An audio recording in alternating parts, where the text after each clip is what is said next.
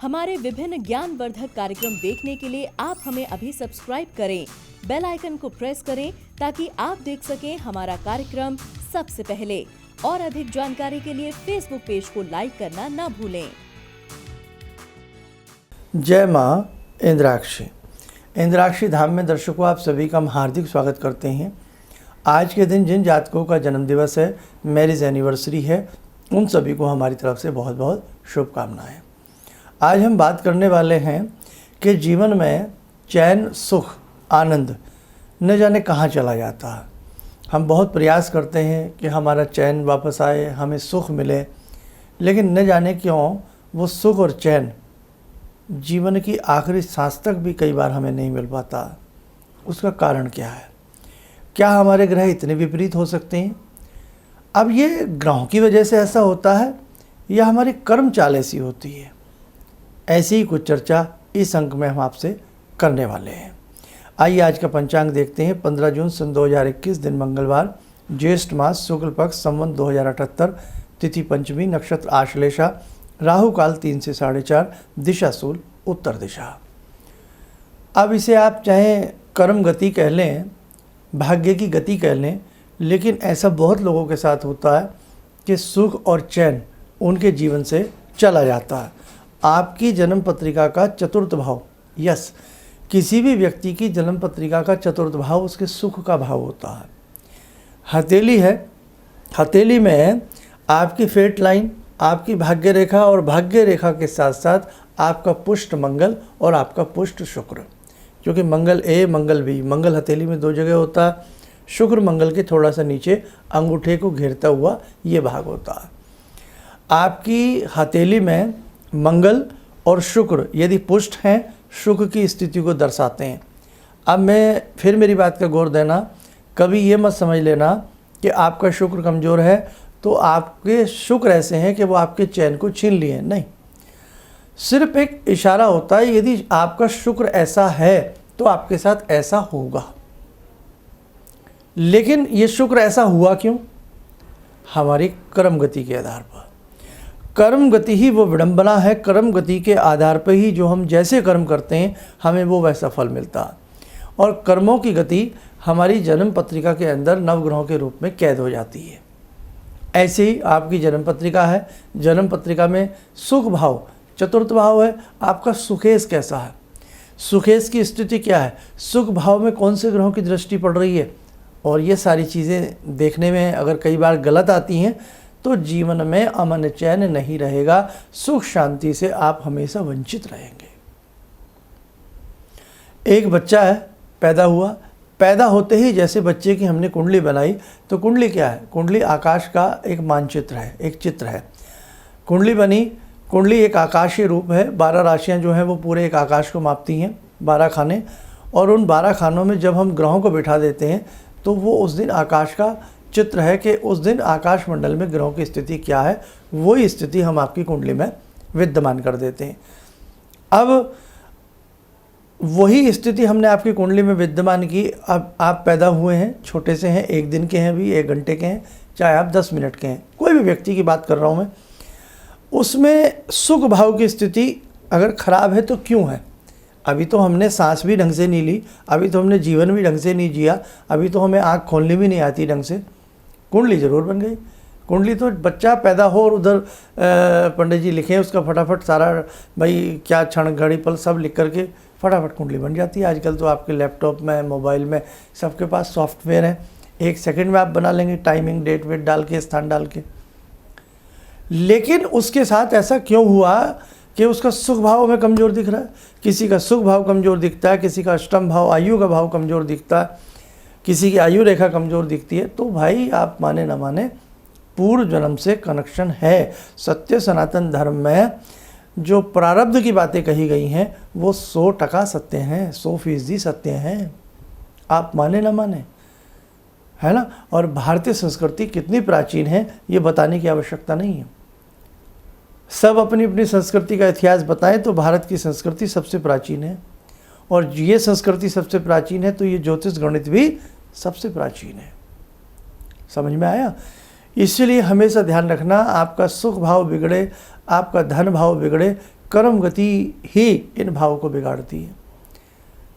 हमें जब जब समय मिले हमें अपना अध्ययन करते रहना चाहिए और अपने कर्म को हमेशा शुद्ध और अच्छा बना करके रखना चाहिए।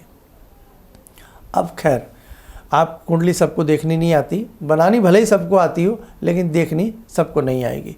जैसे ब्लड टेस्ट तो कोई भी कर देगा आपका, है ना, पैथोलॉजी लैब में जो भी वो होते हैं, सारे सिस्टम होते हैं, उसमें आपका ब्लड टेस्ट भी हो जाता है, रिपोर्ट्स भी आ जाती हैं, लेकिन उसका ट्रीटमेंट क्या है, इलाज क्या है, वो तो एक अनुभवी डॉक्टर ही करेगा ना। आप जाते हैं, एक्सरे करा लेते हैं चेस्ट का, लेकिन जो लड़का जो बुआए वहाँ जो भी है, डॉक्टर हैं जो भी हैं, वो आपकी एक्सरे कर रहे हैं, लेकिन साहब ट्रीटमेंट तो नहीं कर सकते ना, ट्रीटमेंट तो कोई और ही करेगा ना। तो ऐसे ही आपके ट्रीटमेंट के आधार पर अब आपकी कुंडली का चतुर्थ भाव का कैसे इलाज किया जाए, यानी कि आपके जीवन में सुख शांति का कैसे आभास आए, आपको कैसे लाभ मिले। कुछ चुनिंदा बातें ध्यान रखिएगा। एक तो सबसे पहली बात, ऐसे व्यक्तियों को अपने जन्मदिन के दिन यज्ञ जरूर करना चाहिए। और जन्मदिन में भी किस दिन, अब रिवाज उल्टा हो गया है। आप क्या करते हैं, जो डेट्स हैं, जो तारीख हैं, 26 जनवरी, 25 जनवरी, 5 मार्च, 26 जून, 2 सितंबर, इस हिसाब से सब अपना जन्मदिन मनाते हैं। लेकिन जिस दिन आप पैदा हुए उस दिन तिथि क्या थी, महीना क्या था हिंदी का, तिथि क्या थी, पक्ष कौन सा था, आप एक बार इस चीज़ को करके देखना, फिर हमें बताना। आप यदि शुद्ध उस तिथि के आधार पर, आप जैसे बाय द वे आपका जन्म एकादशी में हुआ, आपका जन्म द्वादशी में हुआ, 10वीं में हुआ, 9वीं में हुआ, जिस दिन जो कोई पैदा होता है कोई ना कोई तिथि तो होती है ना, हम तिथि कह देते हैं, हमारा तिथियों का गणित है, और अंग्रेज़ी कैलेंडर के हिसाब से उन्हें तारीखें कह लें, आप डेट्स कह लें, कुछ भी कह लें आप, वो अपने हिसाब से चलती हैं। ज़रूरी नहीं जिस दिन 7 तारीख हो उस दिन सप्तमी तिथि हो, ऐसा बिल्कुल नहीं हो सकता। मरण दिन सब तिथियों के आधार पर मनाते हैं। जब भी कोई संसार से जुदा होता है और जब हम उसका श्राद्ध करते हैं तिथि के हिसाब से करते हैं ना हमेशा, कि भाई हमारे दादाजी द्वादशी में गए थे तो द्वादशी का श्राद्ध करो, पंडित जी को बुलाओ, भोजन कराओ, ये कराओ, करते हैं ना। लेकिन जन्मदिन भूल जाते हैं। जन्मदिन अंग्रेज़ी तारीखों के हिसाब से मनाते हैं, लेकिन हिंदी तारीखों के हिसाब से तो हमारे महानायक बनाते हैं। कौन? भगवान श्री कृष्ण की अष्टमी, भगवान श्री राम की नवमी। देखो भगवान की बात, उनके ऊपर अंग्रेज़ी नहीं चढ़ी, क्यों? वो भगवान है। कभी भी भगवान श्री राम का जन्मदिन आपने अंग्रेज़ी तारीख से नहीं मनाया होगा, तिथि के हिसाब से मनाया। इसलिए हमारे ऋषियों ने, हमारे अवतारों ने, हमारे गुरुओं ने, हमारे भगवान ने हमें ये कहा है कि बेटा तिथियों के हिसाब से जन्मदिन मनाएं। तो यदि आप तिथियों के हिसाब से जन्मदिन मना करके उस दिन यज्ञ करते हैं, या उस दिन गायत्री महामंत्र की आप 31 माला करते हैं, और उसके बाद पक्षियों को दाना डालें, गौ माता की सेवा करें, बुजुर्गों का आशीर्वाद लें, देखिए कि कैसे कैसे आप तरक्की करते हैं। यज्ञ करा लीजिए, कुछ भी नहीं आपसे होता, आप बहुत अच्छी तरक्की करेंगे। दूसरी बात, प्रतिदिन के हिसाब से आप किसी से दीक्षा लें, और दीक्षा लेने के उपरांत जो आपको दीक्षा में मंत्र प्राप्त हो, उन मंत्रों में जो भी आपको मंत्र दीक्षा में मिलता है उस मंत्र की, लेकिन दीक्षा में मंत्र जो लें ध्यान रखें, हम जो भी हिंदू धर्म को मानते हैं तो हिंदू धर्म के हिसाब से ही हमें दीक्षा लेनी चाहिए। देखो, मैं हिंदू धर्म के हिसाब से बात कर रहा हूँ। हमें हिंदू धर्म के हिसाब से जब भी कोई दीक्षा मिलती है तो किसी मंत्र की मिलती है ना, और जिस मंत्र की हमें दीक्षा मिलती है उस मंत्र के कोई देवी देवता जरूर होते हैं। तो ध्यान रखें, जिस मंत्र की दीक्षा मिले उसी देवी देवता का चित्र अपने सामने लगाएं और उनकी साधना आराधना को आप बढ़ा दीजिए। ठग विद्या नहीं कि साहब पता ही नहीं कि आप किस देवता का मंत्र पढ़ रहे हैं, किस देवी का मंत्र पढ़ रहे हैं, उसमें क्या क्या आप पढ़ रहे हैं, वो नहीं साहब है। मैं हिंदू धर्म की बात कर रहा हूँ, फिर आपसे समझा रहा हूँ, मेरी बात को नोटिस कीजिए आप। अगर जिस धर्म में हम पैदा हुए हैं उस धर्म की मान्यताओं के हिसाब से हमें आगे बढ़ना है तो हमें बहुत अच्छा लाभ मिलेगा। सभी के धर्म अच्छे हैं, सभी अपनी अपनी जगह अच्छे हैं, और सभी अपने अपने धर्मों को बहुत अच्छे से मानते हैं, मानना भी चाहिए, इसमें कोई बुराई नहीं है भाई। सबका अपना अपना धर्म है, अपना अपना हिसाब है, अपने अपने रीति रिवाज हैं। तो आप जो हिंदू धर्म की जब हम बात करते हैं तो आपको भी उस हिसाब से चलना चाहिए। समझे? आया बात समझ में? तो इसीलिए आप बिल्कुल बेनिश्चित होकर के जब सुख भाव की आपके जीवन में आपको ऐसी कमी लगे, आप एक बार ये चीज़ करके देखें, अपने निकटतम किसी गुरुवर से दीक्षा लें और जिस देवी देवता की वो आपको दीक्षा देते हैं उनकी साधना आराधना को बढ़ा दें, अर्थात गुरु मंत्र की साधना को बढ़ा दें। आपके जीवन में सुख चैन आएगा ही आएगा, आएगा ही आएगा। सत्यता की कसौटी पर यदि आपने अच्छी दीक्षा ली है और अच्छे तरीके से तन मन धन से आप जुड़े तो आपको बहुत अच्छा लाभ मिलेगा। मन सबसे बड़ी चीज़ है। देवता के प्रति यदि आपने मन समर्पण कर दिया, देवता ना आपके धन के भूखे हैं, देवता को यदि आपने अपना मन समर्पण कर दिया, मन और श्रद्धा समर्पण कर दी, तो आपके जीवन में रोशनी आएगी आएगी। कोई दुनिया की ताकत नहीं रोक सकती आपको खुश होने से। आप खुश रहेंगे, आपके जीवन में खुशी आएगी। तो हमारी ये सारी बातें बस आज कहने का भाव, जन्म दिवस हिंदू तिथि के हिसाब से आप मना के देखिए, और जो हमने कहा उसमें गायत्री महामंत्र की 31 माला ना हो सकें। अब 31 माला में समय तो साफ लगेगा ही, कुछ तो करना पड़ेगा ना कुछ पाने के लिए। अब आप क्या करते हैं, आप तो लुंज पुंज सा काम करते हैं। एक केक उठा लाए, 4 मोमबत्तियाँ उसमें गाड़ दी, मोमबत्तियाँ बुझाते हैं, जबकि हमारी संस्कृति में दीपक जलाए जाते हैं। अब हम सारी तो संस्कृति पाश्चात्य संस्कृति को अपना रहे हैं, है ना। कैंडल हम बुझा देते हैं, दिया बुझता अच्छा होता है या दिया जलता अच्छा होता है। आप घर में पूजा करते हैं, आप भगवान के सामने दीप जलाते हैं, कभी फूंक मार के उसको बुझाया है? अशुभ समझेंगे ना।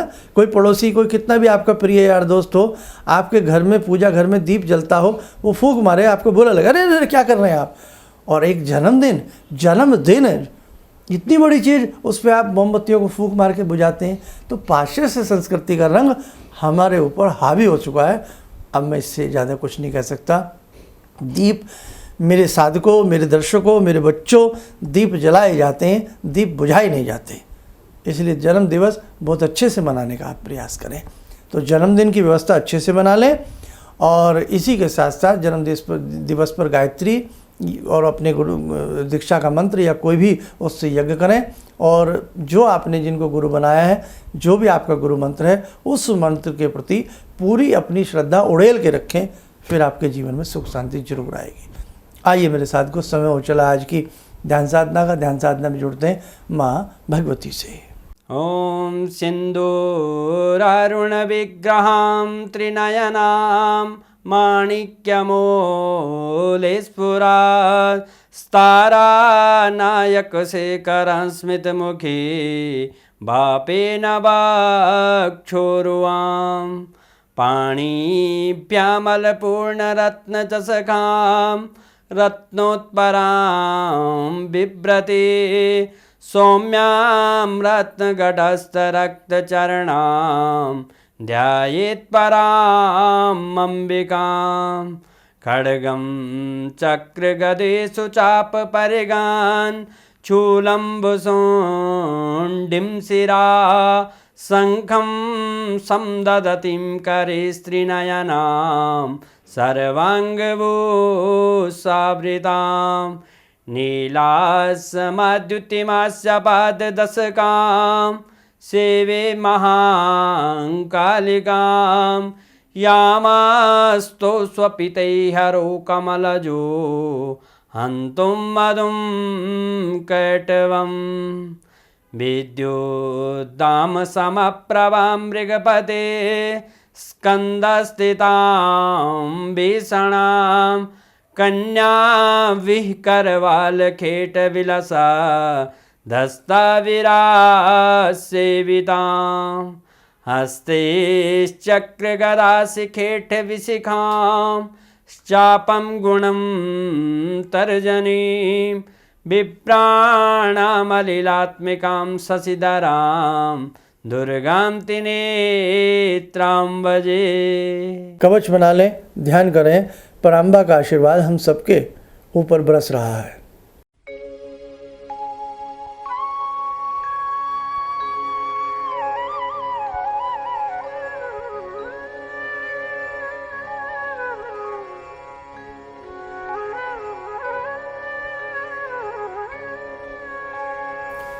ओम बोलते हुए नेत्र खोलें। अब देखिए मेरे साथ को, जीवन में यूँ तो बहुत सारी दिक्कतें आती रहेंगी और जाती रहेंगी, लेकिन जब तक जीवन है राजा बन के जिएगा, बहुत अच्छे से जीने का प्रयास करें, खुशी खुशी से जीने का प्रयास करें, दूसरों को भी खुशी बांटने का हमेशा प्रयास करें। और आपके कोई भी निकटतम अच्छे कोई मर्मज्ञ ज्योतिषाचार्य हों तो एक बार उनको अपनी कुंडली या हाथ की रेखाएं जो भी है, आप एक बार उनसे भी सलाह मशवरा करें। और वहाँ पर भी हो सकता है आपका चतुर्थ भाव या पंचम भाव या एकादश भाव, कोई भी भाव, एकादश भाव भी लाभ का होता है, लाभ ही जिसका नष्ट हो जाए। नवम भाव भाग्य का होता है, भाग्य में ही बहुत लोगों के हमने देखा ग्रहण दोष लगा होता है, तो जीवन में विडम्बनाएं पीछा नहीं छोड़ती। इसलिए कुंडली को दिखा लेना भी कोई बुरी बात नहीं है, कि किसी से एक बार राय लेना बुरा नहीं होता। ठीक है, मैंने सारी बातें बताई हैं। इस कार्यक्रम को ध्यान से 1-2 बार सुन लीजिएगा, शायद कुछ अच्छा आपको समझ में आए। जय माँ इंद्राक्षी। जहाँ तक मेरा व्यक्तिगत अनुभव रहा है, मैं फर्श पर पड़ा था, आज गुरुजी की कृपा से अर्श पर हूँ। गुरुजी ने एक मंत्र जब पहली बार मिला था तो मैं ऐसी परिस्थिति में गिरा हुआ था कि मेरे को ये लगता था कि मैं जिधर भी जाऊँ मेरे तरफ एक तरफ कुआं एक तरफ खाई वाली स्थिति मेरे साथ थी। और गुरुजी ने वहाँ उस वक्त तो मेरे को 2 मंत्र दिया कि इसका आप पाठ शुरू करो, और 2 दान की सामग्री बताई थी, और उसको मैंने शुरू किया। और उसके बाद से उस वक्त से लेकर आज तक मैं फिर जिस स्थिति में था वो पीछे मुड़कर मैंने नहीं देखा। किसी भी समस्या के समाधान के लिए मिले प्रसिद्ध हस्तरेखा एवं वास्तु विशेषज्ञ प्रोफेसर धर्मेंद्र शर्मा जी से। नोट: शिविर में भाग लेने हेतु एवं व्यक्तिगत रूप से मिलने के लिए कॉल करने का समय सुबह 10 बजे से शाम 6 बजे तक। हमारे विभिन्न ज्ञानवर्धक कार्यक्रम देखने के लिए आप हमें अभी सब्सक्राइब करें, बेल आइकन को प्रेस करें ताकि आप देख सकें हमारा कार्यक्रम सबसे पहले। और अधिक जानकारी के लिए फेसबुक पेज को लाइक करना न भूलें।